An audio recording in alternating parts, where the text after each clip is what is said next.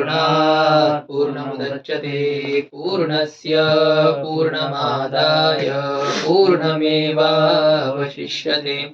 ओम शांतिः शांतिः शांतिः। शंकरं शंकराचार्यं केशवं बादरायणं सूत्रभाष्यकृतौ वन्दे भगवन्तौ पुनः पुनः। ईश्वरो गुरुरात्मेति मूर्तिभेदविभागिने व्योमवद्व्याप्तदेहाय दक्षिणामूर्तये नमः। ओम शांतिः शांतिः शांतिः। यद विद्याविलासेन भूतभौतिकसृष्टयः तं नौमि परमात्मानं सच्चिदानन्दविग्रहम्। ओम शांतिः शांतिः शांतिः। आत्मस्वरूप के बारे में हाँ स्वामी जी जी, ये जो कल बात हुई कि ये देह मध्यम परिमाण वाला नहीं हो सकता क्योंकि वो अवयव का माने न्यूनता माने ये सब प्रश्न होता है। अवयव के तो फिर ये अंतकरण तो यही प्रश्न अंतकरण के बारे में भी हो सकता है। माने अंतकरण भी हम देह के परिमाण वाला ही मानते हैं। कौन सी अनिष्टापत्ति आ रही? इष्टापत्ति तो है, अनित्य तो है ही अंतकरण। आत्मा में अनित्यत्व का प्रसंग अनिष्ट प्रसंग है, अंतःकरण में अनित्यत्व का प्रसंग अनिष्ट है क्या? होने दीजिए, उसमें घटना बढ़ना अंतःकरण में होता है तो होने दो। जैसे जितने शरीर में जाएगा तो वो उतना हो जाएगा, अंतःकरण बढ़ेगा घटेगा, ऐसा उसका परिमाण वैसा ही है। तो ये आत्मा के बारे में मतभेद चल रहे थे। कुछ लोगों ने कहा कि आत्मा असत है, कुछ लोगों ने कहा कि आत्मा विभू तो है लेकिन सुख दुखादि धर्म वाला है, और भाट्ट ने कहा था कि आत्मा जड़ चेतन उभयात्मक है, दोनों प्रकार का अनुभव होने के कारण से। तो इन सभी मतों का निराकरण कर रहे हैं कि सच्चिदानंद विग्रह इस पद के द्वारा आत्मा सत स्वरूप है। क्या प्रमाण है आत्मा सत स्वरूप है? इसमें अस्तित्व उपलब्धव्य यह श्रुति प्रमाण है, और यदि भ्रम है तो उसका अधिष्ठान जरूर होना चाहिए, और अधिष्ठान सत ही हो सकता है, असत कैसे?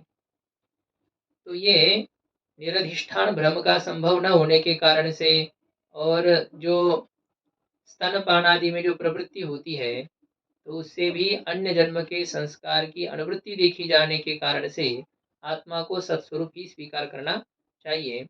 इससे शून्यवादी का निराकरण करके फिर आगे आत्मा ज्ञान स्वरूप है, जो ज्ञान गुण वाला कहने वाले थे उनका खंडन करने के लिए आत्मा ज्ञान स्वरूप है। इसमें श्रुतियों को प्रमाण रूप से उद्धृत किया कि यह पुरुष स्वयं ज्योति है, विज्ञानम आनंदम ब्रह्म, सत्यम ज्ञानम अनंतम ब्रह्म, अयम आत्मा ब्रह्मानुभूः इत्यादि श्रुतियों के द्वारा आत्मा में स्वयं प्रकाशता की सिद्धि होने से व प्रतिपादन होने से आत्मा ज्ञान स्वरूप है। यहाँ से हमें विचार करना है अभी। ननु विज्ञानस्य कथम स्वयं प्रकाशता स्वप्रकाशता इति चेत, कहते हैं कि ज्ञान में स्वप्रकाशता कैसे है? आत्मा स्वप्रकाश है आप कह रहे हैं, लेकिन ज्ञान कैसे स्वप्रकाश है? स्वप्रकाश ज्ञानात्मत्वेन प्रतिपादनात्, ऐसा कहा ना। तो आत्मा स्वप्रकाश हो भले ही, लेकिन ज्ञान स्वप्रकाश कैसे है? ज्ञान का प्रकाश दूसरे के द्वारा होता है। यह घट है, इस ज्ञान का प्रकाश दूसरे ज्ञान से होता है कि नहीं? घट ज्ञानवान अहम, तो ज्ञान अन्य से प्रकाशित होने के कारण से ज्ञान में स्वप्रकाशता कैसे है? स्वप्रकाशता का मतलब होता है जिसके प्रकाश के लिए अन्य प्रकाश की आवश्यकता न हो। अवेद्यत्वे सति अपरोक्ष व्यवहार योग्यत्वम, जो किसी के ज्ञान का विषय न होते हुए भी प्रत्यक्ष व्यवहार के लिए योग्य हो, उसे स्वप्रकाश कहते हैं। हमारे स्वरूप का प्रकाश करने की जरूरत नहीं है। बिजली आदि हो तो हम अपने आप को देख लेते हैं, अचानक लाइट चली जाए, बिल्कुल अंधेरा है, घना अंधेरा है, तो क्या हम अपने आप को जानते हैं? अपने आप को तो जानते हैं। हाँ, क्योंकि हमारा स्वरूप स्वप्रकाश है। हमें अपने स्वरूप अविद्यत्वे सति अपरोक्ष व्यवहार योग्यत्वम, ये चित्सुखी का लक्षण है। बहुत लक्षण है, लेकिन उसमें आखिरी का ये सैद्धांतिक सिद्धांति का लक्षण है। अविद्यत्वे सति अपरोक्ष व्यवहार योग्यत्वम स्वप्रकाशत्वम। तो किसी के ज्ञान का विषय न होते हुए प्रत्यक्ष व्यवहार के लिए जो योग्य हो उसे स्वप्रकाश कहते हैं।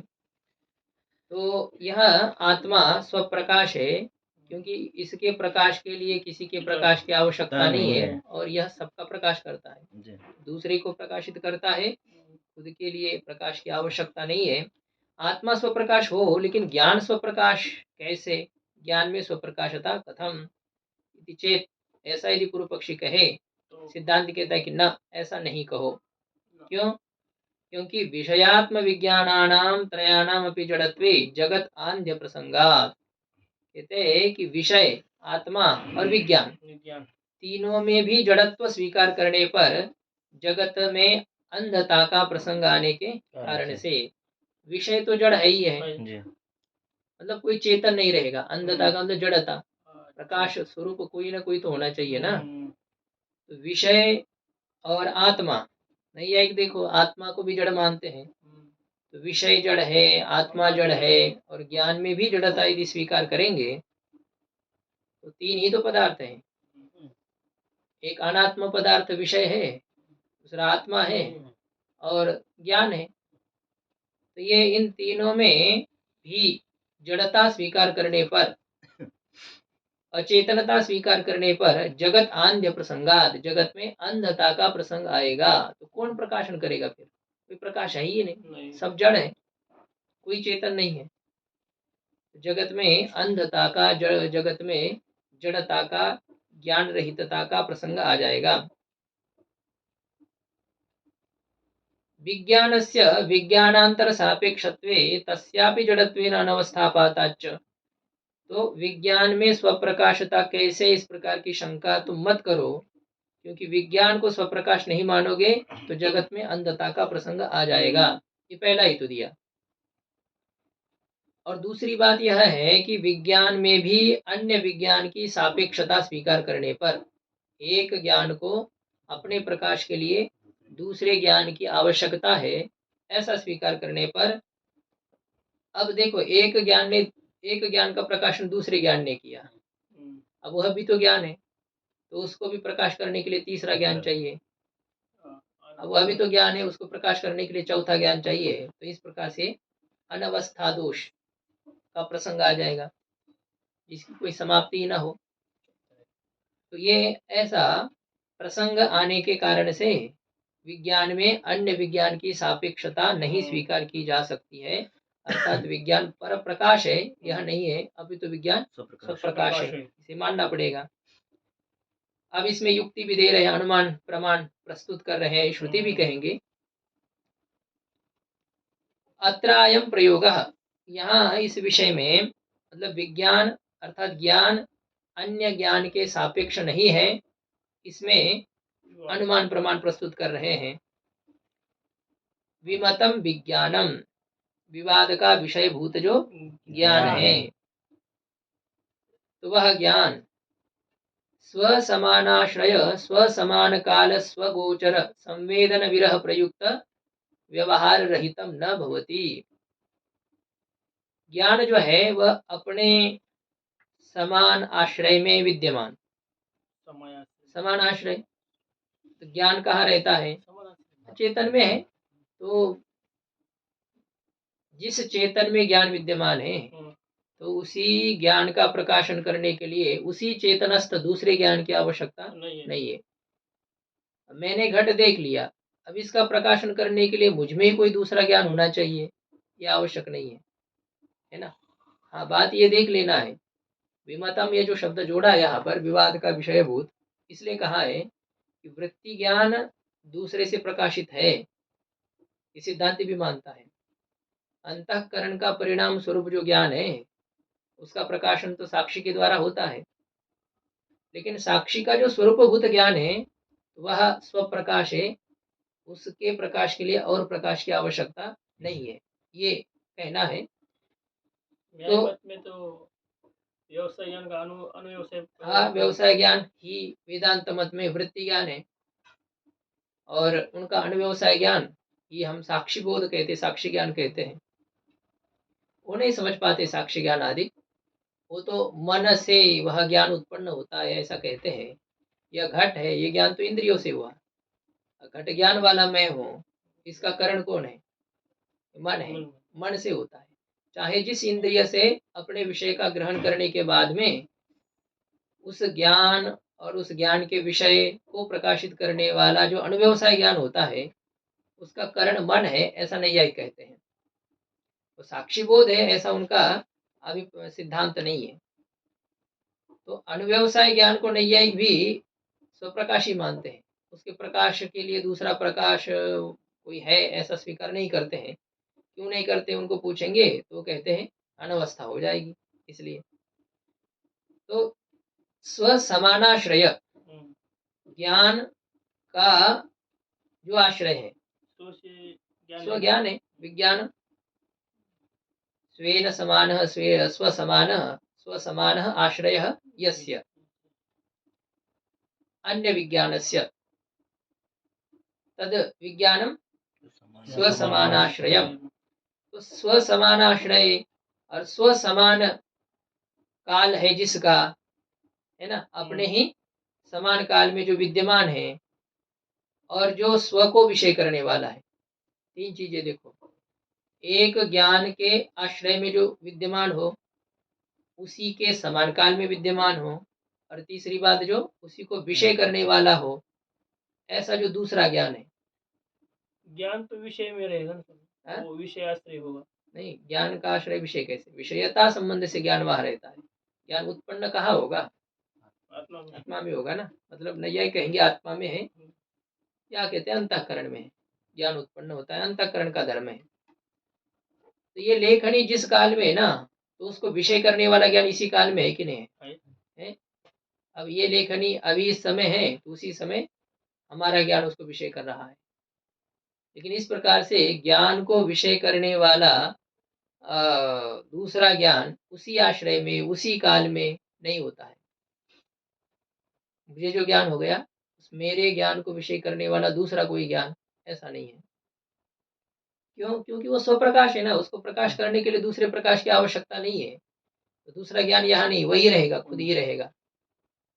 तो खुद ही खुद का प्रकाशक है यह भी नहीं कहा जा सकता है, क्योंकि कर्म कर्तृ विरोध आएगा। वो खुद प्रकाश स्वरूप है ज्ञान।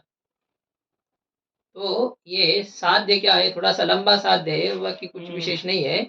स्व समानाश्रय, स्व समान काल, स्वगोचर, ऐसा जो दूसरा ज्ञान है, तो ऐसे ज्ञान का जो अभाव, दूसरे ज्ञान का जो अभाव, उस ज्ञान के अभाव प्रयुक्त व्यवहार रहितम न भवति, अर्थात व्यवहार वाला होता है। दो बार नहीं जुड़ा है ना, तो फिर क्या हो जाता है वह? दो बार नए जुड़ने के बाद में वो फिर सीधा हो जाता है। उल्टे को उल्टा कर दो तो क्या हो जाता है? सीधा हो जाता है ना। ऐसे ही है, ढक्कन उल्टा है, अरे उसको उल्टा करो। उल्टे ढक्कन को उल्टा करना मतलब क्या करना? सीधा करना। तो ऐसे यहाँ पर व्यवहार रहितम न भवति, अर्थात व्यवहार युक्तम भवति।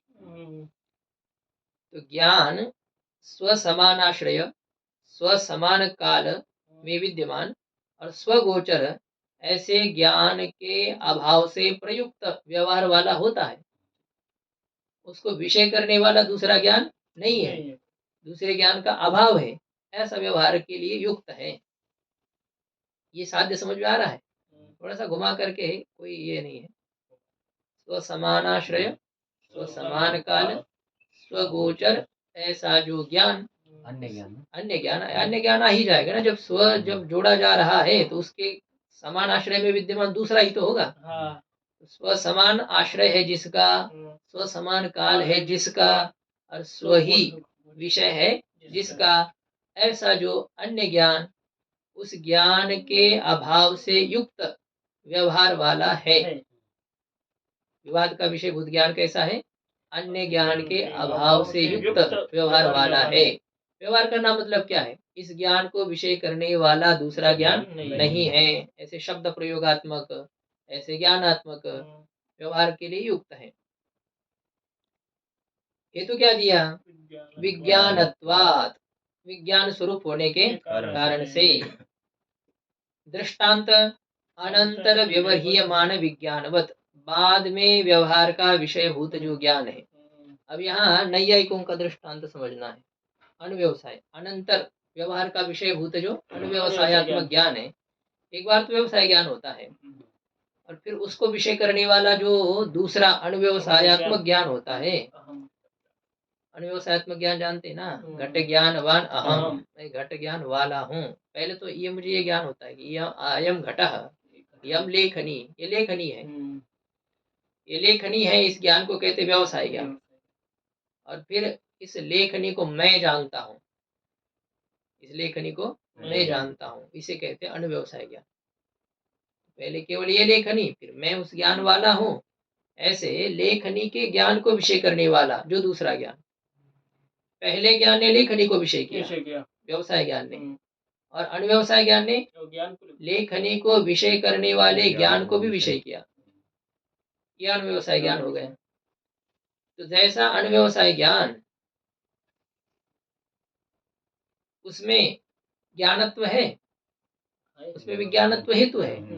और अनुव्यवसाय ज्ञान स्वसमानाश्रय, स्वसमान काल, स्वगोचर, अन्य ज्ञान के अभाव से युक्त व्यवहार वाला है। अनुव्यवसाय को विषय करने वाला दूसरा ज्ञान नैयायिक मानते हैं? नहीं मानते हैं ना। मानेंगे तो अनवस्था हो जाएगी, इसलिए कहते नहीं, आगे मत बढ़ो, वहीं पर रहो। अनुव्यवसाय स्वप्रकाश है। ऐसा अनुव्यवसाय तक ही जाना था, मतलब वहां रुकना ही था, तो वहां तक क्यों चले गए, ऐसा कहते हैं। उनको पूछा जाता है, जैसे परमाणु से सूक्ष्म और कोई नहीं है, क्यों? अनवस्था हो जाएगी। तो फिर परमाणु तक जाते ही क्यों हो, त्रिणुक तक ही रुक जाओ। ऐसा ही रघुनाथ शिरोमणि भट्टाचार्य आदि लोग कहते हैं, त्रिणुक को कई परमाणु मानो ना, जो दिखता है। दिखने वाले पदार्थों में अत्यंत सूक्ष्म पदार्थ कौन सा है दुनिया में? त्रिणुक है। फिर जो नहीं दिखता है, ऐसे द्विणुक परमाणु की कल्पना क्यों, ऐसा कहते हैं। उसका वो अपना समाधान देते हैं भले ही। तो बात हमारी यह चल रही है कि बाद में व्यवहार का विषयभूत जो अनुव्यवसायत्मक ज्ञान है, उसमें विज्ञानत्व हेतु है। और वह अनुव्यवसाय ज्ञान अपने समान आश्रय में, अपने समान काल में और खुद को विषय करने वाले ऐसे दूसरे ज्ञान के अभाव से युक्त व्यवहार वाला होता है। घट ज्ञानवान अहम, इसका प्रकाशन किससे होता है? इसका प्रकाशन और किसी से नहीं होता है, वो खुद ही प्रकाश स्वरूप है, ऐसा कहते हैं। सूर्य को प्रकाश करने के लिए किस प्रकाश की आवश्यकता है? एक व्यवहार स्तर पर, बाकी वो अलग है। यदादित्य गतम तेजो जगत भासे देखिलम, वो है जिनके प्रकाश से सूर्य तपता है, ये अलग है। बाकी जैसे सूर्य को प्रकाश करने के लिए पार्थिव जो और अग्नि आदि है, तो उनकी आवश्यकता नहीं दीपक आदि की, वैसे ही अनुव्यवसाय ज्ञान को प्रकाशित करने के लिए दूसरा ज्ञान नहीं चाहिए। ऐसे ही जो ज्ञान है विमतम ज्ञानम, ऐसा जो कोई ज्ञान है, तो उस ज्ञान को प्रकाशित करने के लिए दूसरे ज्ञान की आवश्यकता नहीं है। अर्थात ज्ञान स्वप्रकाश है, यह सिद्ध किया जा रहा है। अनुव्यवसाय क्यों? ज्ञान मात्र है, स्वप्रकाश है, ऐसा सिद्धांत कहता है। विज्ञानम आनंदम ब्रह्मा, अब ये तो श्रुति भी कह रहे हैं कि ब्रह्म कैसा है, विज्ञान स्वरूप है, आनंद स्वरूप है इत्यादि श्रुतौ। ये जो श्रुति है इत्यादि विज्ञानम ब्रह्मेति व्यजानात, विज्ञान ही ब्रह्म है इस प्रकार से जानो। तो इत्यादि श्रुतियों में मत्वर्थीय अच प्रत्यय प्रकल्प्य, इसमें क्या है? मत्वर्थीय अच प्रत्यय की कल्पना करके विज्ञानम आनंदम ब्रह्म, इस श्रुति की व्याख्या विशिष्ट अद्वैत आदि लोग ऐसा करते हैं कि विज्ञानम अस्य अस्ति इति विज्ञानम। नैयायिक भी ऐसे ही कहेंगे, वेदांति प्रमाण देगा ना। देखो, ब्रह्म ज्ञान स्वरूप है, ये श्रुति कह रही है विज्ञानम आनंदम ब्रह्म। सत्यम ज्ञानम अनंतम ब्रह्म। तो ये ज्ञान स्वरूप ब्रह्म है। इस श्रुति में वो कहते हैं कि मत्वर्थीय अच प्रत्यय है। मत्वर्थीय अर्षादिभ्य अच सूत्र से यहाँ पर अच प्रत्यय हो गया है। इसलिए विज्ञानम शब्द का क्या अर्थ है? विज्ञानम अस्य अस्ति विज्ञानम, अर्थात विज्ञान वाला, ज्ञान गुण वाला, ऐसा अर्थ है। ऐसा अन्य लोग कहते हैं। तो यहाँ अच प्रत्यय की कल्पना करके विज्ञानम अस्य अस्ति इति विज्ञानम, विज्ञान जिसमें है, जिसका है, वह विज्ञान है। इति व्याख्यानम, इस प्रकार की जो व्याख्या की जाती है, सिद्धांत कहता है वो व्याख्यान न आदरणीयम, उस व्याख्यान का आदर नहीं करना चाहिए। क्यों नहीं करना चाहिए? कहते स्वरित स्वर उच्चारण संप्रदाय विरोधात, स्वरित स्वर के उच्चारण का जो संप्रदाय है उसके साथ विरोध होने के कारण से, मतलब यह है कि अर्ष आदिभ्यो अच सूत्र से यदि अच प्रत्यय करोगे तो फिर अच में चकार की संज्ञा है, तो चितः इस सूत्र से वो अंतोदात्त हो जाता है। विज्ञान शब्द कैसे हो जाएगा तब? अंतोदात्त हो जाएगा। चकार इत है जिसमें, तो उसे चित कहेंगे, और चित जो है वो अंतोदात्त है। और यदि इसमें विज्ञान शब्द में लुट तो पहले हुआ ही है, यदि लुट करते हैं तो फिर तो वो स्वरित है। लुट होने पर क्या होता है? वह स्वरित होता है। तो उसमें स्वरितत्व की प्रतिज्ञा है, वो स्वरित है ऐसा माना गया है। विज्ञान शब्द व्याकरण शास्त्र में वह स्वरित है ऐसा कहा। हाँ, स्वरित है, लुट है। अब लुट होने से स्वरित है, इसके लिए तो आप देखना पड़ेगा। टिट ढाने, टित नहीं, टित होने के कारण से स्वरित होता है। तो उसमें तो नहीं कहा है उन्होंने, सामान्य रूप से ही है। बाकी तो है चितः अंतोदात्त तो हो गया, इसमें कोई विवाद नहीं है। बाकी टित होने के कारण से वह स्वरित कैसे होता है, इसमें यह है।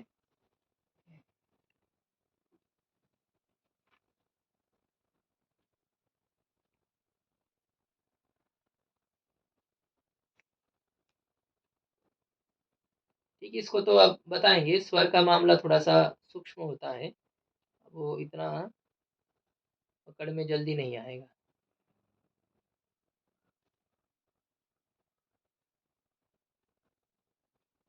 छठा अध्याय है ना।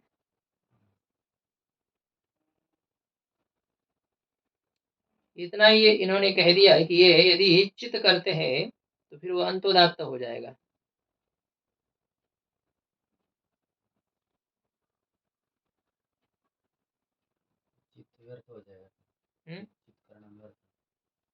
हाँ, इसीलिए तो नहीं करना है ना। इसलिए तो मत्वर्थी आज प्रत्यय की कल्पना उचित नहीं है, सिद्धांति उसका खंडन कर रहा है। स्वरित स्वर का जो है ना, अभी और भी है, दूसरी जगह पर भी स्वर प्रकरण तो है 8वें अध्याय में। अब उसमें वो खोजना पड़ेगा में है कि कैसे ये स्वरित हो रहा है। प्रत्यय स्वर होते हैं, धातु स्वर होते हैं, उनमें कहीं कहीं है, तो कहीं है तृतीय अध्याय में भी थोड़ा बहुत इसका विचार है स्वरों का।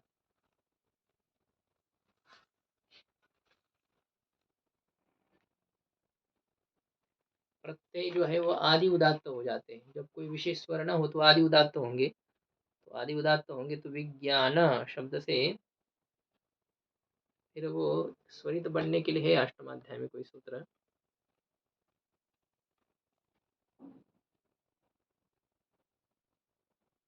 ये बात ये चल रही थी हमारी कि विज्ञानम अस्य स्थिति विज्ञानम, इस प्रकार से यदि अर्षादि अच प्रत्यय की कल्पना करते हैं तो फिर इसमें स्वरितत्व की जो प्रतिज्ञा है, स्वरितत्व स्वरितांतत्व का जो संप्रदाय है उसका विरोध हो जाएगा।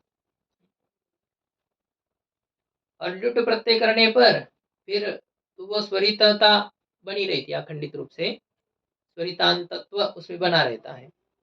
विज्ञायते यथ तद विज्ञानम विज्ञातिर्वा विज्ञानम, कर्म में लुट प्रत्यय करना है अथवा भाव में लुट प्रत्यय करना है विज्ञान शब्द में, और उस विज्ञान शब्द का अर्थ फिर ब्रह्म ही हो जाएगा, जिसको जाना जाता है अथवा जो ज्ञान स्वरूप है। ब्रह्म को जाना जाता है कि नहीं? ब्रह्म को जाना जाता है। जानना मतलब ज्ञान का विषय होता है, यह बात नहीं होती है। ब्रह्मण्य ज्ञान नाशाय वृत्ति व्याप्ति अपेक्षिता, अज्ञान को हटाने के लिए उसमें वृत्ति की आवश्यकता है और अज्ञान को हटाना ही उसको जानना है, उसका अतिरिक्त जानना नहीं होता है। तो इसलिए ब्रह्म को ज्ञेय भी कहते हैं और ब्रह्म को अज्ञेय भी कहते हैं, ज्ञान का विषय है भी नहीं भी। इसलिए जो जाना जाता है वृत्ति के द्वारा, विज्ञायते यत् तद विज्ञानम, यद विज्ञायते तद विज्ञानम, जो जाना जाता है वह विज्ञान है। लुट का हो रहा है।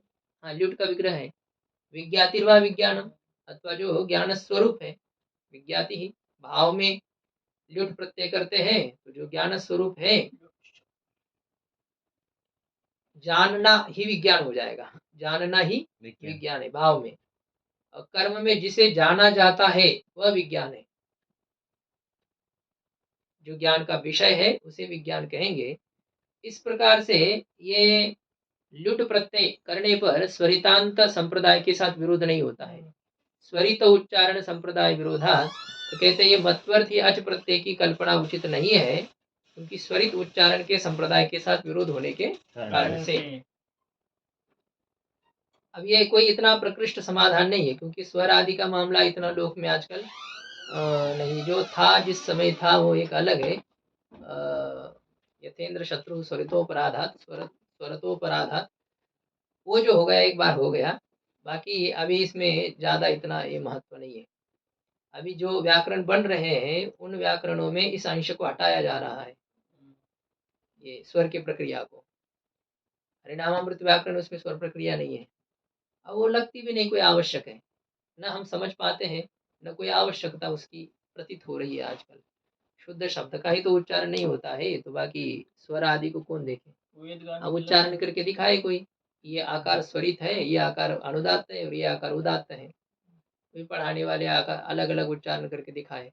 अब वो दिखाए भी, फिर भी समझने वाला क्या समझेगा, उसमें सूक्ष्म व्यवधान है उसमें। नहीं तो क्या है, ऐसे तो है, हाँ देखो ये आकार जो है ये उदात्त है, बोलो। हाँ नहीं, तुम नहीं बोल पाते हो। अब क्यों नहीं बोल पाते हो, तो आप कैसे बोलते हो, ये कोई समझ में नहीं आएगा। तो ये है, इसको पूछा था स्वामी जी को भी पूछा था, स्वामी जी कैसे हम जब पढ़ाते हैं तो हमें ये असुविधा होती है कि उदात्त अनुदात्त स्वरित जो 3 प्रकार किए हैं, उच्चैर उदात्त नीचैर अनुदात्त समाहार स्वरित, हम इसको उच्चारण करके सिखाना चाहते हैं तो कैसे करें। बोले ये नहीं होता है, उच्चारण हम अभी नहीं कर पाते, तो सूक्ष्मता उसमें है, तो वो जरूरी भी नहीं है उसको, बस उतना है। उस काल में हो रहा था, हाँ उसमें अलग अलग था, सूक्ष्मता थी बुद्धियों में, उच्चारण करने वाले भी वैसे थे। अब तो हाथों से दिखाया जाएगा। भले ही स्वामी जी, अनुदात्त बोला जा रहा है, हाथ ऊपर जा रहा है। हाँ ये लेकिन हम जो वेद के ये पुरुष सूक्तम और ये सब करते हैं तो उसमें जो चिन्ह है तो उस हिसाब से तो बोल सकते हैं, ये इससे भी सूक्ष्म है। नहीं ऐसा है, किसी के साथ वैसा बोल करके भले ही हो। अब आकार आकार आकार तीनों है, अब ये अलग अलग बोलना ही कठिन होता है, बाकी उसमें भी क्या होता है, इसलिए तो हाथों के द्वारा दिखाया जाता है ना उसको। उदात्त है तो ऊपर दिखाओ, स्वरित है नीचे करो, अनुदात्त है तो कोई चिन्ह नहीं होने के कारण से ऐसा, तो वो जो होता है तो वो स्पष्ट उच्चारण जैसा होना चाहिए वैसा नहीं हो पाता है, तो इसलिए ऐसा कर लेते हैं। अब उदात्त क्या मतलब होता है, बहुत चिल्लाओ वहां पर, उसे उदात्त कहेंगे। और थोड़ा सा कम कर लो तो कहेंगे वो तो हो गया स्वरित हो गया या अनुदात्त हो गया, ऐसा जो होता है तो वो नहीं है वस्तुतः उच्चारण जो होता है वह। रुद्री में भी क्या हम उदात्त अनुदात्त जहाँ चिन्ह है उस प्रकार से बोल पाते हैं क्या। चलो सिखाने वाले सिखाते होंगे थोड़ी बहुत कुछ सूक्ष्मता उसमें, लेकिन ये कोई इतनी आवश्यक नहीं है। उत्तर दिया है उन्होंने कि स्वरित जो संप्रदाय है उसके साथ विरोध हो जाएगा, बस इतना ही कह करके आगे चल दिए हैं, और उसके अलग और समाधान तो अलग प्रकार से देने होंगे। ब्रह्म ज्ञान वाला नहीं है, अभी तो ब्रह्म ज्ञान स्वरूप ही है। सत्यम ज्ञान अनंतम ब्रह्म, क्या सब जगह पर आप मतवर्थी आज की कल्पना करोगे। सत्यम ज्ञान, यहाँ पर भी ज्ञान वाला, सत्यम का मतलब भी वहां पर भी आपको आज करना पड़ेगा फिर तो, एक जगह अच और एक जगह अच क्यों नहीं, सत्य वाला है, सत्य तो धर्म वाला है, सत्य तो धर्म वाला है तो सत्य ही हो जाएगा, लेकिन सत्य वाला है मतलब ब्रह्म में कोई सत्य पदार्थ रहता है। ये अर्थ सब जगह करना पड़ेगा, इसलिए ये मत्वर्थी अच की कल्पना यह समुचित नहीं है। ज्ञान स्वरूप है ब्रह्म, ज्ञान वाला नहीं है। अब आत्मा ज्ञान स्वरूप है, इसमें क्या प्रमाण है? आत्मा ज्ञान स्वरूप है, विज्ञानम आनंदम ब्रह्म कह दिया। आत्मनः विज्ञानात्मत्वे स्वयं प्रयोग, आत्मा विज्ञान स्वरूप है, इसमें खुद अभी प्रयोग दिखाते हैं, अनुमान प्रमाण दिखाते हैं। विज्ञाता न स्वातिरिक्त विज्ञानाधीन प्रकाशः विज्ञान कर्मता मंत्रेण परोक्षत्वात् संवेदनवत्। प्रतिज्ञा वाक्य क्या है?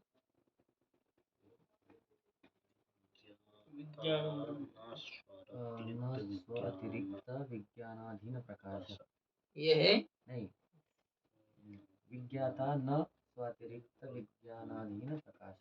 क्या है? ये बहुत कठिन हो रहा है कि पंक्ति नहीं मिल रही है। हा? मिल गई अब। आप मिल गया, वाह।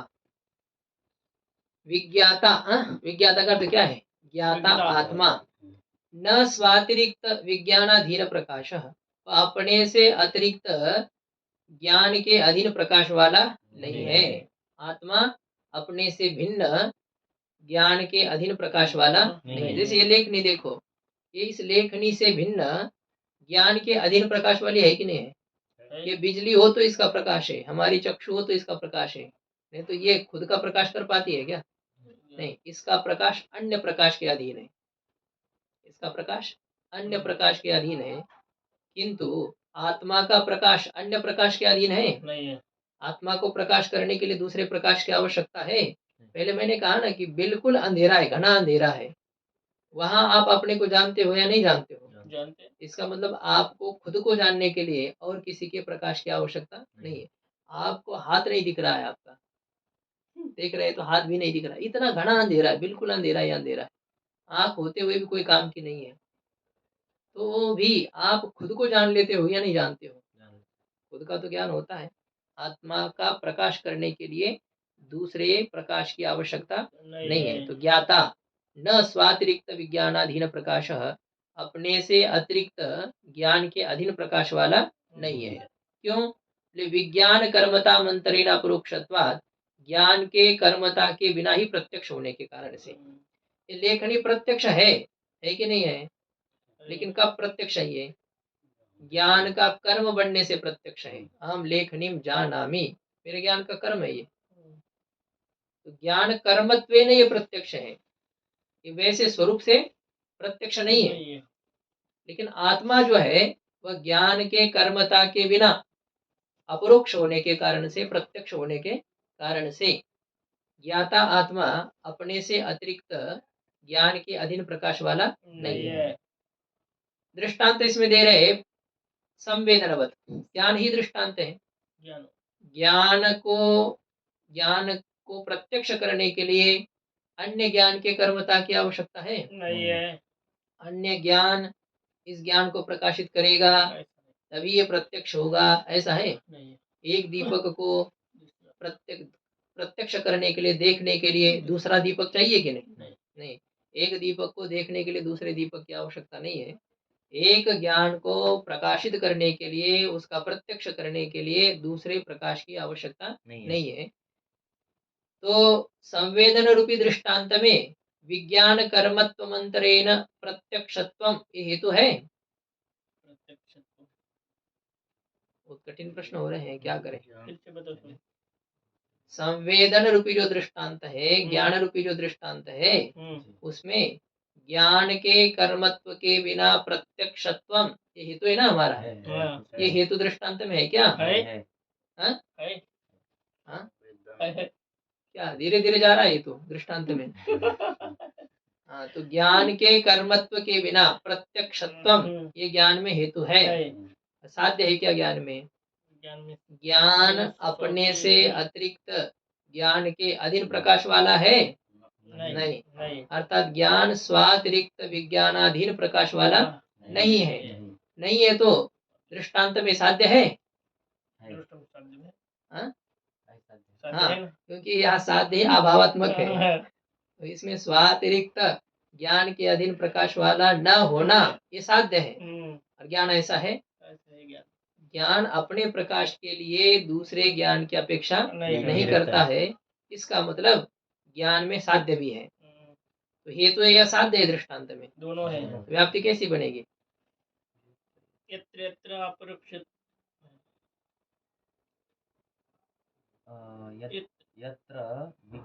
यत्र यत्र विज्ञानकर्मतामन्तरेण अपरोक्षत्वं तत्र तत्र स्वातिरिक्त विज्ञानाधीन प्रकाशाभाव। हाँ, प्रकाशाभावत्वम। जहाँ विज्ञान कर्मता के बिना प्रत्यक्षत्व है, वहाँ स्वातिरिक्त विज्ञान के अधीन प्रकाशत्व का अभाव है। जैसे ज्ञान, उसी प्रकार से आत्मा में भी, ज्ञाता में भी ज्ञान के कर्मता के बिना प्रत्यक्षत्व होने के कारण से अपने से अतिरिक्त ज्ञान के अधीन प्रकाशता उसमें नहीं है। मतलब आत्मा पर प्रकाश नहीं है, दूसरे के प्रकाश के अधीन नहीं है। तो दूसरे के प्रकाश के अधीन नहीं है, लेकिन प्रकाश तो है उसका। इसका मतलब वो खुद ही प्रकाश स्वरूप है, उसको दूसरे से प्रकाश लेने की आवश्यकता नहीं है, उसके पास है। जिसने वो लगाया है, क्या कहते हैं, सोल्जर, मतलब वो जो सौर ऊर्जा से लाइट बनाने वाला, उसको सरकार की लाइट की जरूरी है क्या? उसके पास अपना प्रकाश है, वो क्यों लेंगे दूसरे का? चाहे तो ले लो, हमसे दे दो, हमें ऐसा दे दो ऊपर से। ये जो होता है, इसी प्रकार से ज्ञाता आत्मा को अपने प्रकाश के लिए दूसरे प्रकाश की आवश्यकता यदि ना हो, अर्थात आत्मा स्वप्रकाश है, ये सिद्ध होता है, आत्मा ज्ञान स्वरूप है। इसमें अनुमान प्रमाण दे दिया, ठीक हो गया। तीसरा अनुमान है, देखो, अनुमान से इतना डरा मत करो, क्या है? यद्वा अथवा विज्ञाता स्वप्रकाशः, विज्ञाता स्वप्रकाशः। क्यों? तत्वात्, तत्वात् का मतलब वही हेतु लेना है, विज्ञान कर्मता मंत्रेण अपरोक्षत्वात्, और दृष्टांत भी वही लेना है, तद्वत।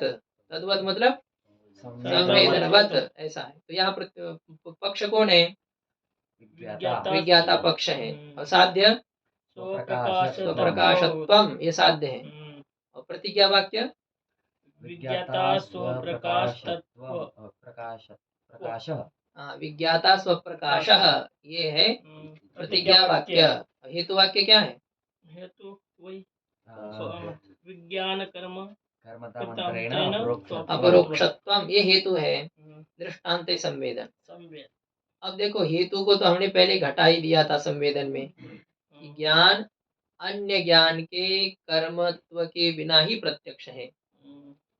ज्ञान अन्य ज्ञान का कर्म बने बिना ही प्रत्यक्ष है। तो ये हेतु तो दृष्टांत में है ये, बाकी क्या घटाना है? स्वप्रकाशत्वम। मतलब बात एक ही है। देखो, पहले जिसको निषेध मुख से सिद्ध किया था, अब उसको विधि मुख से सिद्ध कर रहे हैं। अपने से अतिरिक्त प्रकाश के अधीन न होना, अपने से अतिरिक्त प्रकाश के अधीन न होना मतलब क्या होता है? स्वप्रकाश होना, बात वही है। तो निषेध मुख से पहले जिसको कहा था, उसी का भी विधि मुख से कह रहे हैं। ये मूर्ख नहीं है। मूर्ख नहीं मतलब क्या है? ये बुद्धिमान है। ये दुष्ट नहीं है, मतलब ये सज्जन है। ऐसे ही होता है कि नहीं? ये मनुष्य नहीं है, अर्थात ये पशु है। ऐसे ही होता है ना। मतलब ये निषेध जब आप कर देते हो ना, तो अपने आप वहां पर ये विधि आ जाती है। तो उसको विधि मुख से कहो चाहे निषेध मुख से कहो, वही बात कही जाती है। झूठ नहीं बोलना चाहिए, तो क्या करना चाहिए? सत्य बोलना चाहिए। विधान हो जाता है ना उससे, निषेध जब किया है तो। हालांकि प्रसज्ज प्रतिषेध होने पर निषेध में ही तात्पर्य होता है, विधान से कोई मतलब नहीं रहता है। लेकिन जब किसी का वर्णन आप करते हो, तो विधि मुख से भी होता है, निषेध मुख से भी होता है। ब्रह्म जड़ नहीं है, अर्थात ब्रह्म, ये अतिरिक्त कहना पड़ेगा। ब्रह्म असत नहीं है, अर्थात ब्रह्म सत है। ब्रह्म दुख रूप नहीं है, अर्थात ब्रह्म आनंद स्वरूप है। ये निषेध मुख से कहना, विधि मुख से कहना। तो जिस साध्य को पहले निषेध मुख से कहा था, उसी का भी विधि मुख से कह रहे हैं। विधि मुख की अपेक्षा से निषेध मुख से जो उपदेश किया जाता है वो ज्यादा प्रभावी होता है। हाँ, निषेध पालनीय होता है, और वो उसमें क्या है वस्तु में कुछ स्वरूप शब्द के प्रतिपाद्य न होने पर भी उसका वर्णन किया जा सकता है निषेध के द्वारा। जैसे कि आप ब्रह्म को यह ब्रह्म है, ये आप कह नहीं सकते हो, ये ब्रह्म है ऐसा आप दिखा सकते हो क्या? नहीं, लेकिन ब्रह्म का आप निषेध मुख से वर्णन कर सकते हो कि नहीं? नहीं, ये ब्रह्म नहीं है, पृथ्वी ब्रह्म नहीं है, जल ब्रह्म नहीं है, तेज ब्रह्म नहीं, ये नहीं, ये नहीं, ये नहीं। तो नहीं नहीं करके ये निषेध की जो अवधि है, जहां हम कुछ बोल नहीं पाते हैं, तो उसी को जो नेति नेति श्रुति कहती है, वही ब्रह्म यह सिद्ध हो जाता है। ऐसे क्या ज्ञानेश्वर महाराज जी की वो भी क्या है,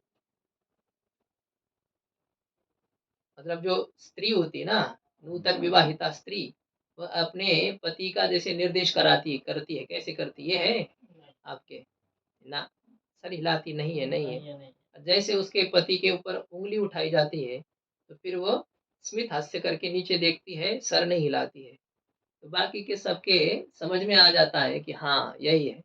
अब यही क्या उनको पता ही रहता है, लेकिन ऐसे ही बजा लेते हैं, जो होता है पूछा जाता है कौन है भाई, ऐसे चाहे पुरुष को पूछेंगे चाहे स्त्री को पूछेंगे, स्त्री का बहुत समुदाय है तो उसको पूछेंगे, मित्र है ना अपना, कौन है इसमें से, तो अब वो तो सीधा नहीं बोल पाएगा, नहीं बोल देगा, पुरानी जमाने की बात है, आजकल के तो गधे निर्लज्ज, वो तो सब बता देंगे।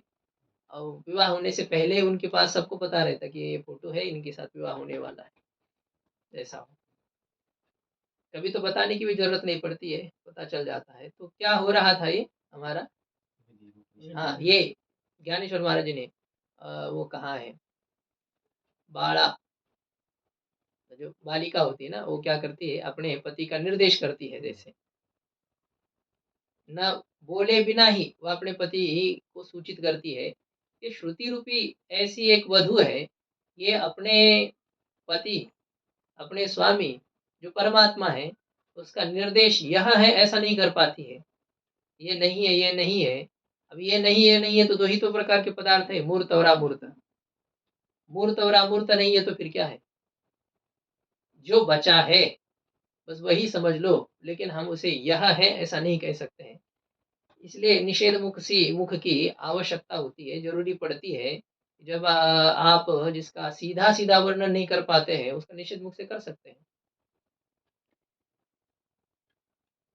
निषेध पालनीय भी होता है विधि की अपेक्षा से। विधान तो बहुत कुछ किया है कि ऐसा करो, ऐसा करो, ऐसा करो, लेकिन ये नहीं करना है, ये जो होता है तो वो एक अधिक शक्तिशाली होता है। निषेध यदि आप नहीं पालन करोगे, फिर बहुत घाटा होगा। विधि का पालन यथेच्छ होता है, जितना आपका सामर्थ्य है उतना करो, लेकिन निषेध का पालन पूरा होता है।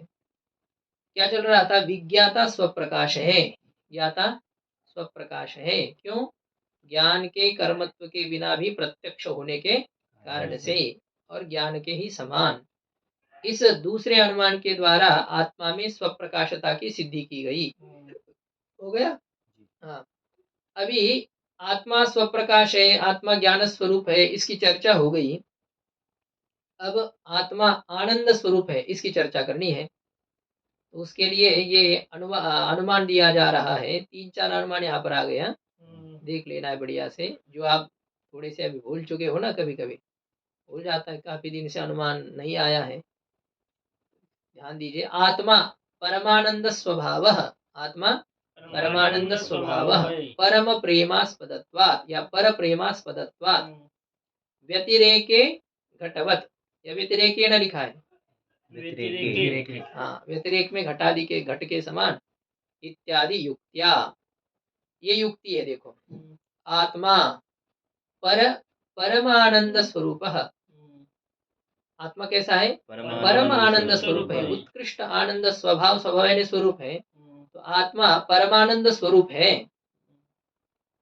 क्यों, पर प्रेमास्पदत्वात्, प्रकृष्ट प्रेम का विषय होने के कारण से। सबसे अत्यधिक प्रेम का विषय कौन है, आत्मा है।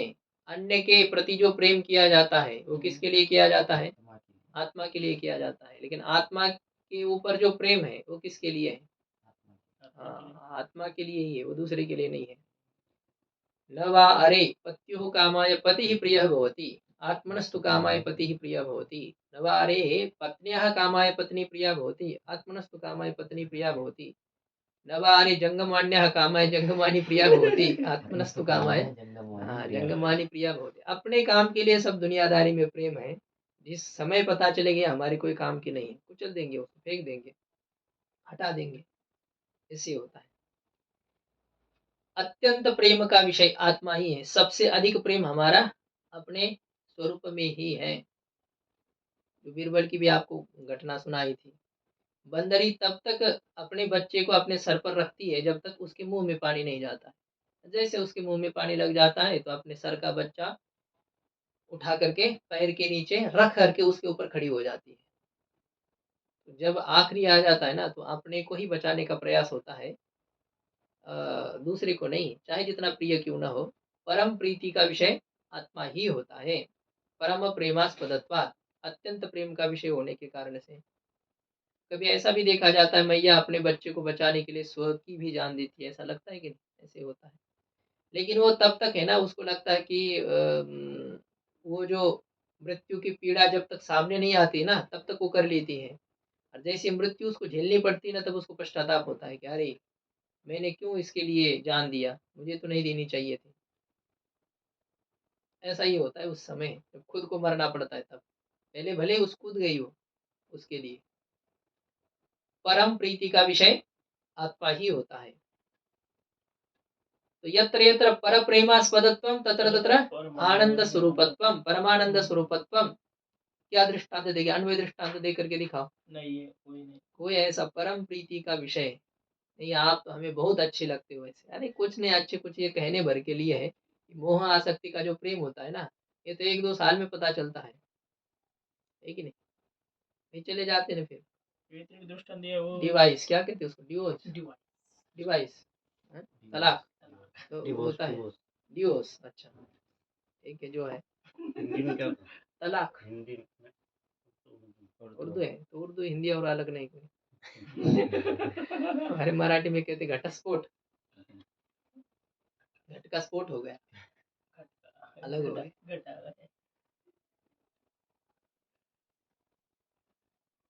वियुक्त हो जाना, अलग हो जाना, जुदा हो जाना, फिर क्या है, ऐसे ऐसे एक पर्यायवाची शब्द है। हाँ? अरे तो क्या है, क्या है? उर्दू उर्दू ऐसा सब कहेंगे, वो क्या है, हिंदी ने वो हिंदी के शब्द उन्होंने लिए होंगे, बनाया अपने नाम से। स्वामी जी, जी स्वामी जी, जी।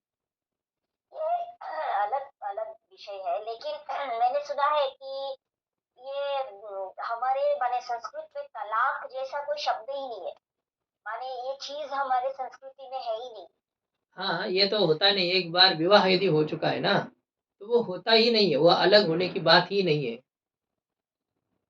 अपने पिता ने जब कन्यादान कर दिया है ना, तो अब वो उसकी हो गई ना, उसको वही रहना है। अब उसका घर वही है, जो कुछ है, जैसा कैसा हो उसका वो भाग्य है, सौभाग्य, जो क्या कहते हैं, उसकी किस्मत जैसी है उस प्रकार से उसको रहना है। ये अलग होने की बात आती ही नहीं है, यहाँ पर होती नहीं, हुई ही नहीं है। लेकिन अब ये आजकल तो है, कई कई यही तो कलयुग की विशेषता है। पुरुष जिस प्रकार से अनेक विवाह कर सकता है, तो स्त्री भी अनेक प्रकार की विवाह कर सकती है। ऐसा ये आजकल प्रथा है, ऐसा चल रहा है। जबकि ऐसा नहीं है, कली में यह भी बात है, पुरुष भी वैसे अनेक विवाह नहीं कर सकता है। अनेक विवाह पुरुष को भी वर्जित है इसमें। हाँ, यदि प्रथम पत्नी मर गई हो, हाँ, नहीं हो, तो अपने परंपरा को चलाने के लिए वो दूसरा विवाह कर सकता है। लेकिन स्त्री किसी भी हालत में दूसरा विवाह नहीं कर सकती है। जो हो गया, अभी नई पुत्र संतति है तो कोई भी, तो भी कोई बात नहीं है, उसको उसी प्रकार से जीवन जीना पड़ेगा। ऐसा ये है। अब पतिव्रता स्त्री थी तो वो तो अपने सती जाती थी, नहीं उस प्रकार का वो ये है, जबरदस्ती क्या है, तो वो फिर उस प्रकार से अपना जीवन यापन करती है। लेकिन कई कई मैंने देखा, वो एक पुस्तक है, तो वैसे देखा जाए पुनर्विवाह एक काल के हिसाब से समुचित भी है। शास्त्रीय दृष्टि भले ही गलत गलत हो रही हो, लेकिन फिर भी काल ऐसा विचित्र है, उस स्त्री के साथ बहुत अन्याय हो सकता है। यदि वो अकेली रहेगी, माता पिता क्या कब कितने दिन के होते हैं, और माता पिता भी क्या, माता जब तक है तब तक की बात होती है, पिता भी कुछ नहीं, उसका ये ज्यादा ये नहीं रह पाता है, नहीं होता है। तो कितनी बेचारी कितने दिन तक रहेगी, बहुत मुश्किल से जिंदगी उसको काटनी पड़ती है। जो पुरानी जमाने की नारियां देखिए, जिनका जल्दी ही जो विधवा बन चुकी है, लेकिन उन्होंने वो ज़िंदगी काटी वैसी। लेकिन वो आजकल काटना संभव नहीं है, क्योंकि कोई भी उसको बुरी नज़र से देखता है, होता है। घर वाले लोग ही उनके साथ अन्यथा व्यवहार कर सकते हैं। अब वो किसके पास जाए? किसको कहे? कोई भी उसकी बात सुनने वाला नहीं रहेगा, नहीं सुनेगा। यदि नूतन विवाहिता हो, 30-35 साल के अंदर यदि उसके पति चले गए हो, पुत्र संतति यदि ना हो, तो ऐसी स्त्री का दोबारा विवाह होना भी काल के दृष्टि से अनुचित नहीं है। ऐसा उसमें लिखा था, वो एक है पुस्तक है। बात सही भी होती है। नहीं हमारे खानदान में ऐसा नहीं हुआ है या नहीं होना चाहिए, नहीं हुआ था। अरे वो नहीं होना है जो है जैसा है, लेकिन युग है ना वैसे। कैसे बेचारी एक ये है, काँच का बर्तन है, वो भले ही चाहे जितनी साफ हो, लेकिन बाकी बाहरी लोग उस प्रकार से उसके व्यवहार करेंगे क्या? नहीं होता है ना। उसके पति के भाई है, उसके ससुर जी हैं, उसके और कोई लोग हैं। कैसे जीवन जिएगी वो? कहाँ रहेगी? कौन है उसका आश्रय? इसलिए यह एक उचित भी होता है, ऐसा जो कहा गया है। चलिए बात हमारी कहाँ चल रही थी? परम प्रेमास्पद हाँ, ये लेकिन ये किस लिए आपको बताइए सब? हाँ? डिवोर्स। हाँ, ये अलग हो जाना, ऐसा जो बात चल रही थी हमारी। ये अलग भी क्यों आया था? डिवोर्स को माता जी ने प्रश्न पूछा था। नहीं वो भी माताजी ने तो बाद में पूछा, जब हम तलाक की बात कर रहे थे। परम प्रेमास्पद। हाँ, अन्य ये दृष्टि। जो है जब तक हमें कोई अनुकूल प्रतीत होता है, तब तक हमारा उसमें प्रेम होता है। जब अनुकूलता समाप्त होगी ना, तब हो गया। मैं ये कह रहा हूँ कि कहते हैं कि हमें तो ये प्राण से भी प्रिय है। स्त्री कहती है कि मुझे ये प्राण से प्रिय है, पुरुष कहता है कि मुझे प्राण से प्रिय है। ये बकवास की बातें हैं। ये ऐसा कभी हुआ नहीं है, नहीं हो सकता है, ना होगा। पुराने जमाने में सती जाती थी स्त्री, हाँ, वो पति के लिए। हाँ। तो वो तो था उस समय की, वो वैसा था ना भाव, वो पति के प्रति इतनी समर्पित रहती थी। मैं उसको कैसे घटाएंगे हाँ, कि परम आत्मा ही परम प्रेमास्पद है, हाँ, हाँ। तो फिर वो क्यों अपना है। परम प्रेमास्पद है तो बात सही है, लेकिन ये शरीर छोड़ने से यदि उसको अच्छी गति की प्राप्ति होती हो ना, तो शरीर परम प्रीति का विषय है या आत्मा परम प्रीति का विषय है? आत्मा है ना।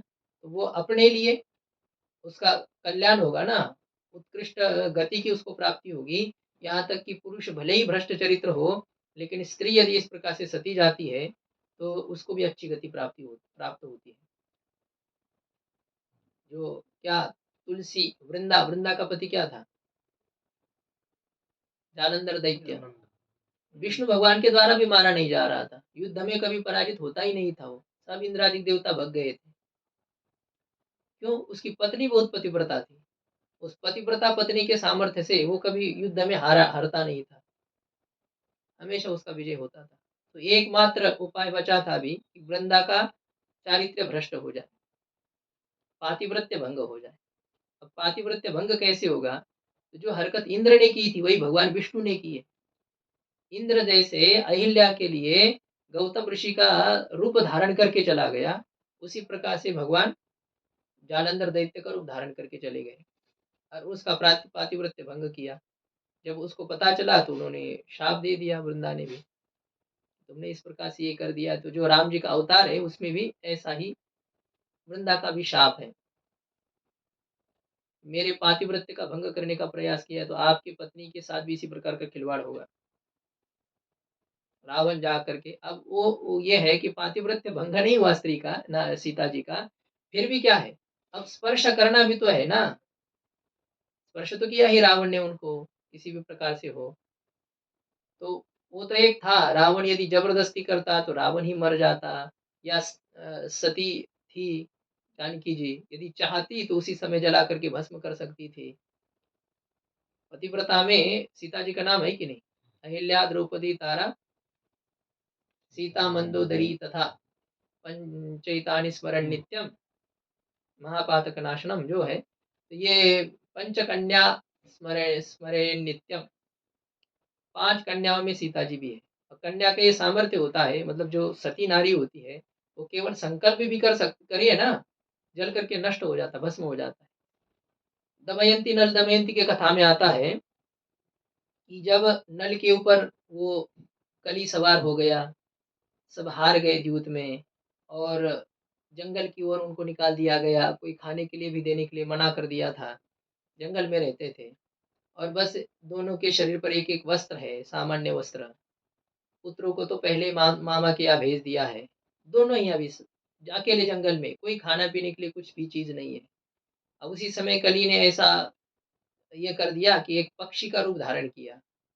और जो कि पक्षी ऐसा था कि सोने के अंडा दे रहा था, ऐसा दिखा दिया। तो नल ने सोचा यदि इस पक्षी को पकड़ाया जाए तो इस सोने के अंडे देगा, तो हमारा जीवन निर्वाह हो जाएगा। तो उसने अपना जो वस्त्र था, तो वो वस्त्र उस पक्षी के ऊपर फेंका कि जिससे कि वो पकड़ में आ जाए इसे। लेकिन वो तो पक्षी तो विचित्र पक्षी था, वस्त्र को लेकर के उड़ गया। अब ये तो अंडे की तो बात दूर ही रह गई, वस्त्र जो था वह भी चला गया, इसके पास वस्त्र भी नहीं रहा, नल के पास। तो क्या कर दिया नल, दमयंती के आधे वस्त्र को काट करके उसने अपना लपेट लिया। अब दमयंती के पास केवल आधा वस्त्र है, उस आधे वस्त्र में वो है। और ऐसे रात में सोए हैं, तो नल शोक कर रहा है। क्या ये दमयंती जिसको कुबेर, वरुण, इंद्र और जो वायु, ये चारों जो दिक्पाल है, ये भी इसको विवाह करना चाहते थे। और कली द्वापर ये भी तो उसके साथ विवाह करना चाहते थे, इसलिए तो कली पीछे लगा था कि भाई मेरा प्रेम जिसमें था उसके साथ इसने विवाह कर दिया है, तो इसको भी मैं जीवित नहीं रहने दूंगा। जो आजकल की जो प्रक्रिया है, पहले से चलती आई है, यदि मुझे नहीं तो तुझे भी नहीं।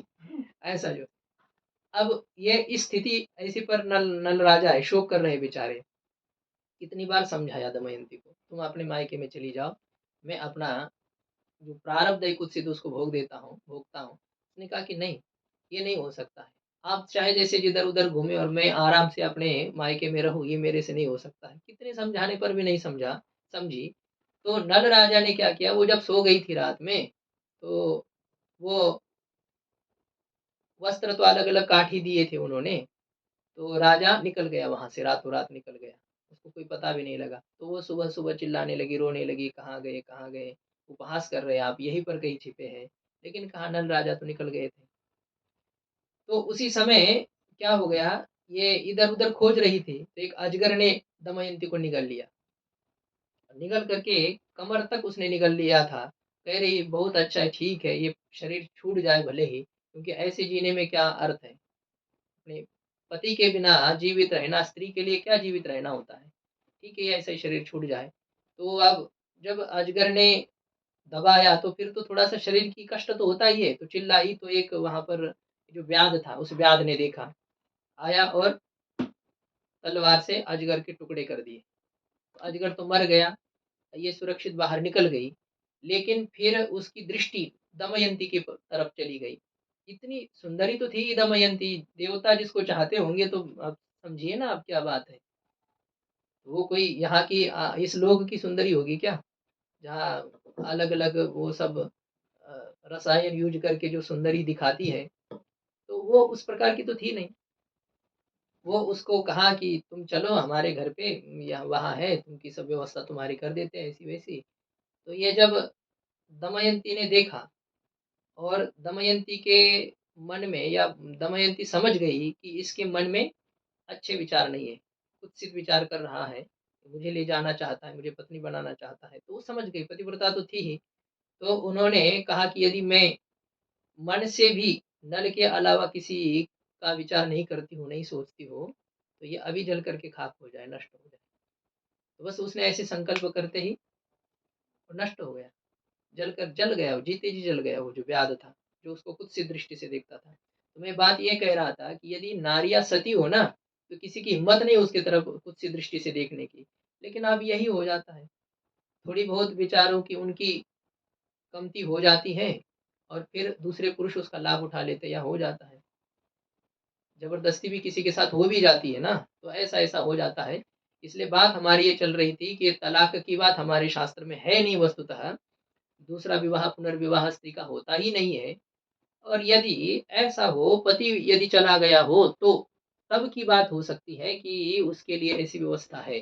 पहले तो था देवर के साथ विवाह किया जाता था, यदि पति नहीं रहे या पति सन्यासी हो गए तो देवर के साथ विवाह था। लेकिन ये भी प्रथा कलयुग में नहीं है, देवर विवाह की। जैसे कि बाली की पत्नी क्या थी, तारा, तारा का फिर से विवाह हो गया, विभीषण की पत्नी वो बनी।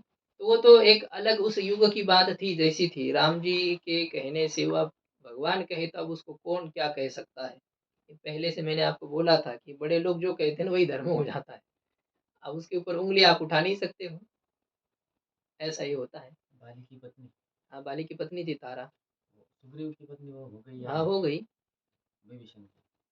सुग्रीव की। विभीषण तो है, विभीषण की पत्नी भी हो गई मंदोदरी। तो ये सब ऐसा ही है, हो जाता है। बड़े लोगों में छोटे मोटे दोष नहीं देखे जाते हैं। जिसकी सरकार होती है ना, ये कहते हुए भाजपा की सरकार में कई लोग ऐसे हैं कि जो कि दंडनीय है, लेकिन उनको दंड नहीं दिया जाता है। कांग्रेस में भी ऐसी, जब उनकी सरकार थी उस समय ऐसे बहुत लोग थे कि जो कि दंडनीय थे, नहीं दंड दिया जा रहा था। ये पहले से चलता आ रहा है। ये कोई बात नहीं, जाने दो, ये गलत थोड़ी है, सही सही बात चल रही है। तो ये परम प्रेमास्पदत्व, पर प्रीति का विषय होने के कारण से व्यतिरेके घटाधिवत, व्यतिरेके न घटाधिवत, जो परम प्रीति का विषय है वह परमानंद स्वरूप होता है। अरे राम राम राम, इसको तो आज टीका पूरी करनी थी, नल दमयंती ने खा लिया समय।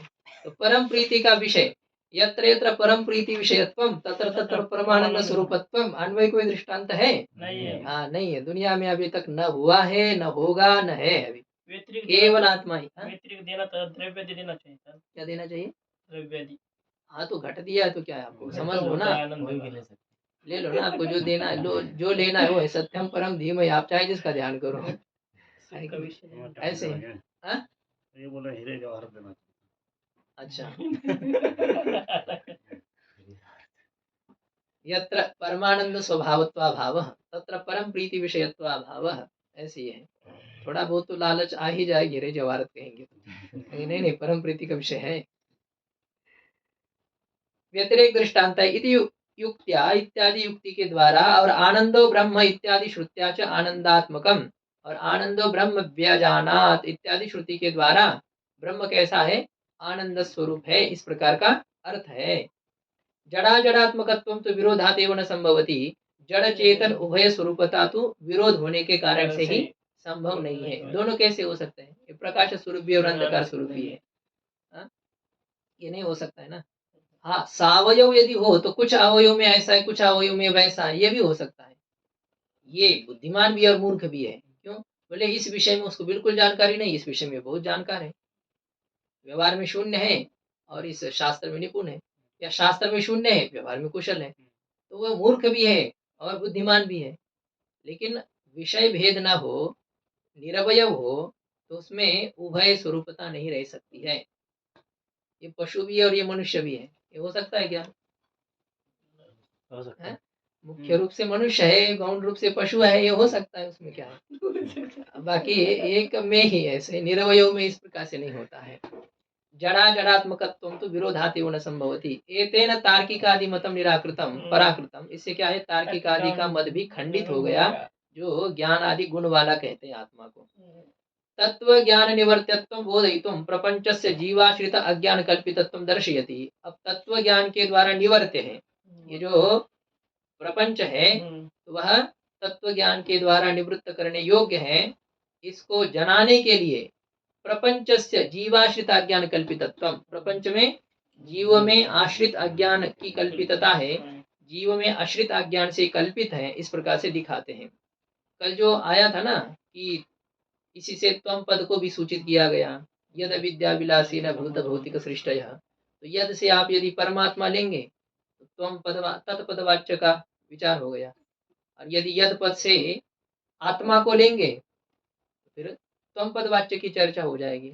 यद विद्या विलासीन, आत्माश्रित अविद्या, परमात्माश्रित अविद्या, दोनों भी अर्थ कर सकते हैं। इसलिए तत्पद और त्वम पद, इन दोनों पदों की चर्चा, पदार्थों की चर्चा इस मंगलाचरण के श्लोक में है, ऐसा कहा गया था। यदाश्रिता अविद्या अनादि अज्ञानम तस्याः विलासीन भूत भौतिक सृष्टय भवन्ति इत्यर्थ। यदाश्रिता, हम जिस आत्मा में आश्रित जो अविद्या है, अविद्या का अर्थ अनादि अज्ञान है, और उस अनादि अविद्या के विलास से अर्थात कार्य रूप परिणाम से भूत भौतिक सृष्टियां होती है, इस प्रकार का अर्थ है।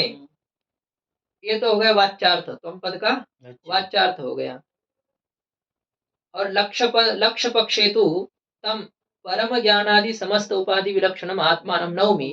लक्ष्य पक्ष में तो जो परम अर्थात अज्ञानादि समस्त उपाधि विलक्षणम पर है, अर्थात कैसा है, अज्ञानादि संपूर्ण उपाधि से अलग है, ऐसे उस शुद्ध आत्मा को मैं नमस्कार करता हूँ। तो परम इति विशेषण है ना क्या? हाँ, तो उसको क्या है, उस प्रकार से नमस्कार करना यानी क्या है, उसको उस स्वरूप से जानना ही उसका नमस्कार होता है। नमस्कार सबके सामने झुकना इतना ही नमस्कार नहीं होता है। ज्ञानियों में प्रणाम की पद्धति अलग होती है, ये सब हमारे स्वरूप ही है, ऐसा समझना ही क्या है, उसको प्रणाम करना है, महत्व देना। भाई सबको आत्म स्वरूप मानने से और बड़ा सम्मान क्या हो सकता है उसका, किसी का आप तो हमारे आत्म स्वरूप हो ऐसा कह दिया। अब आत्म स्वरूप कहने से और बड़ा कोई उसका सम्मान हो सकता है क्या? ये है, तो यही इसका प्रणाम है। तो परमिति विशेषणेन आत्मानमिति एकवचनेन च तस्य भोक्तृत्वम् अनेकत्वं च वदन्तः सांख्याः पातंजलाश्च पराकृताः वेदितव्याः। परम इस विशेषण के द्वारा और आत्मानम इति एकवचनेन च, और आत्मानम यह एक वचन किया ना, तो इससे क्या हो गया, सांख्य और योगी इनका खंडन हो गया।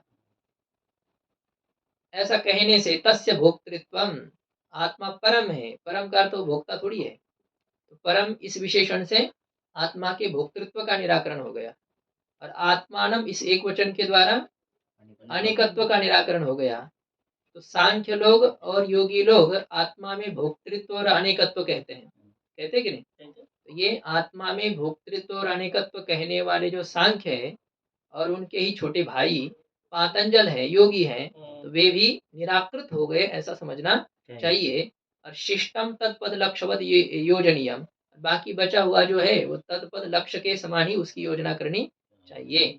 मतलब तत्पद लक्ष्य में जैसे हमने कहा कि वो परमात्मा विभु है, ऐसे ये आत्मा भी विभु है, और वह परमात्मा जिस प्रकार से सच्चिदानंद स्वरूप है, वैसे आत्मा भी सच्चिदानंद स्वरूप है, सच्चिदानंद विग्रह, ये कहा है कि नहीं? तो ब्रह्म सच्चिदानंद विग्रह है या आत्मा है? दोनों भी है। तत्पद का लक्ष्य भी सच्चिदानंद विग्रह है, त्वम पद का लक्ष्य भी सच्चिदानंद विग्रह है। इसी प्रकार से ये लक्ष्य में घटाना चाहिए। शिष्टम, हाँ, बचा हुआ जो सच्चिदानंद विग्रह पद है उसको शुद्ध स्वरूप में वैसे ही घटाना है जैसे तत्पद लक्ष्य में घटाया। अखंडार्थोपि अनेन श्लोकेन दर्शित, अखंडार्थ भी इस श्लोक के द्वारा दिखाया गया। न विशिष्टार्थ है, ये जो जैसे संसर्ग हुआ विशिष्ट हुआ, पंचदश में आया था, संसर्ग भी यहाँ वाक्यार्थ नहीं है, विशिष्ट भी वाक्यार्थ नहीं है, अखंडार्थ है, एकमेवा द्वितीयम, एक ही यह तत्व है। तो ये अर्थ इस श्लोक के द्वारा दिखाया गया। तथा ये उसको स्पष्ट करते हैं, तम परमात्मानम प्रत्येक अभिन्नम परमात्मानम नवमी, वो जो परमात्मा है जो आत्मा से अभिन्न है, उस परमात्मा को मैं नमस्कार करता हूँ। तज ज्ञान निवर्त्यत्व बोधनाय तद विषय का ज्ञान कल्पितत्व नाम रूपात्मक प्रपंचस्य दर्शयति। तज ज्ञान निवर्त्यत्व, वह क्या है? ज्ञान का प्रपंच। प्रपंच कैसा है? आत्म स्वरूप के ज्ञान से निवर्त्य है, आत्म स्वरूप के ज्ञान से निवृत्त होने योग्य है। इसको जनाने के लिए तद विषय अज्ञान कल्पितत्व, आत्म विषय अज्ञान से कल्पितता नाम रूप स्वरूप प्रपंच में है, उसे दिखाते हैं। जो जिससे अज्ञान से दिखता है वो उसी के ही ज्ञान से निवृत्त होता है। नियम है कि नहीं वेदांत का? जो जिसके अज्ञान से भासे है वो उसी के अज्ञान से निवृत्त हुए हैं। प्रभाकर में ऐसा है, जो जिसके अज्ञान, रस्सी के अज्ञान से सर्प प्रतीत होता है, तो फिर सर्प को हटाना हो तो क्या करना पड़ेगा? रस्सी का जानना पड़ेगा। तो ये परमात्म ज्ञान से आत्म स्वरूप के बोध से निवर्त्य है, निवृत्त होने योग्य प्रपंच है। इसको जनाने के लिए प्रपंच आत्म विषय अज्ञान से कल्पित है, इसको दिखाते हैं। तो दिखाया, यद विद्या विलासेन भूत भौतिक सृष्टयः, यद विद्या यद विषयकम अनादि अनिर्वचनीयम अज्ञानम। यद विद्या का अर्थ यद विषयकम, पहली व्याख्या अलग थी, यद आश्रित अज्ञान। अब यहाँ पर यद विद्या का मतलब यद विषय का ज्ञान, यद विषयक, जिस आत्म विषयक, परमात्म विषयक जो अनादि अनिर्वचनीय अज्ञान है, तो तस्या विलासीन, उस अविद्या के ही कार्य रूप परिणाम से भूत भौतिक सृष्टियां होती है। इस प्रकार का अर्थ है कि कार्य रूप परिणाम से भूत भौतिक सृष्टियां होती है, इस प्रकार का अर्थ है। और समानम अन्यत, बाकी तो सब समान ही है, जैसे पहले व्याख्या की थी वो, बाकी उचित ही है। केवल यद विद्या विलासीन, इसमें यद विषय का अज्ञान ऐसा अर्थ कर दिया। इससे क्या अंतर है? पहले यद आश्रित अज्ञान था ना, जिसमें आश्रित अज्ञान जो अज्ञान का अधिष्ठान था, उससे क्या हुआ था, वही जगत का कर्ता है, यह सिद्ध हो गया था। अब जो जगत का कर्ता है उसको जानने से जगत नष्ट हो, यह तो बात नहीं बनती है ना। कुलाल ने घड़ा बनाया तो कुलाल को जानने से घट नहीं रहेगा, क्यों नहीं रहेगा। तो ये है कि ये परमात्मा ने बनाया भी है, परमात्माश्रित अविद्या से भूत भौतिक सृष्टियां हुई भी है, और परमात्मा विषय अज्ञान से भी हुई है। परमात्मा विषय अज्ञान से सृष्टि होने से परमात्मा विषय ज्ञान से निवृत्त हो जाती है। एक अलग बात आ गई ना यहाँ पर। पहले परमात्माश्रित अविद्या ने बनाई थी सृष्टि, अब परमात्मा विषयक अज्ञान से कल्पित है सृष्टि, तो फिर परमात्मा विषय ज्ञान से निवृत्त हो जाती है। यह बात इतनी अलग है, बाकी तो सब पहले जैसे ही है। तथा च, कहने का भाव यह है कि अनेन श्लोकेन बंधस्य क्या पाठ है, थोड़ा सा आगे बढ़े।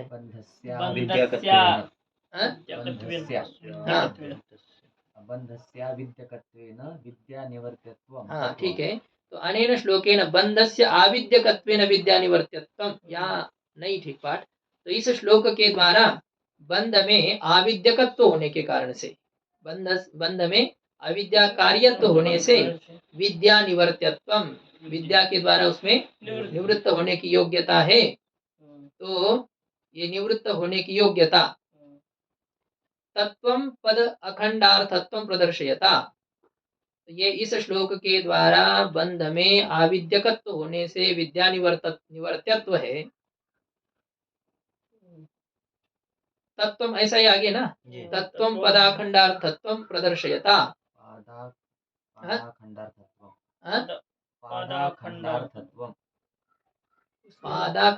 पदाखंडार्थत्वम तत्त्वम, ये जो पद है, अच्छा ये निवर्त्यत्वम तत्वम पादाखंडार्थत्वम प्रदर्शित, पदाखंडार्थत्वम ये है। तो तत् और त्वम, ये जो दो पद है ना, इन दो पदों में अखंडार्थत्व दिखाने वाले इस श्लोक के द्वारा, इस श्लोक के द्वारा क्या दिखाया गया, बंध आविद्यक है इसलिए विद्या से निवर्त्य है, और तत् और त्वम ये पद दोनों में अखंडार्थता है, दोनों एक ही अर्थ का बोधन करते हैं, अखंड ब्रह्म का बोधक है।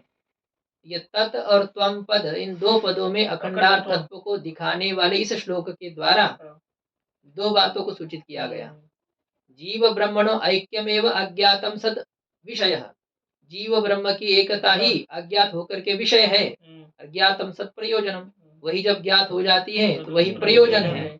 इस प्रकार से प्रवृत्ति के अंगभूते विषय प्रयोजने प्रकाशिते, प्रवृत्ति के प्रति अंगभूत कारण स्वरूप विषय और प्रयोजन है, इन दोनों को यहाँ पर सूचित किया गया। ऐसा ही है, मतलब अविद्या का कार्य होने से विद्या निवर्त्य है। इससे क्या है, जब तक अज्ञात है तब तक वो विषय है। और तत् और त्वम, ये दो पद अखंडार्थ के बोधक हैं, इससे जब ज्ञात हो जाता है तो वो प्रयोजन है। ऐसे विषय और प्रयोजन जो कि ग्रंथ के अध्ययन में प्रवृत्ति के निमित्त स्वरूप है, इन दोनों को प्रकाशित किया गया। ओम पूर्णमदः पूर्णमिदं पूर्णात् पूर्णमुदच्यते पूर्णस्य पूर्णमादाय पूर्णमेवावशिष्यते। ओम शांति शांति शांति।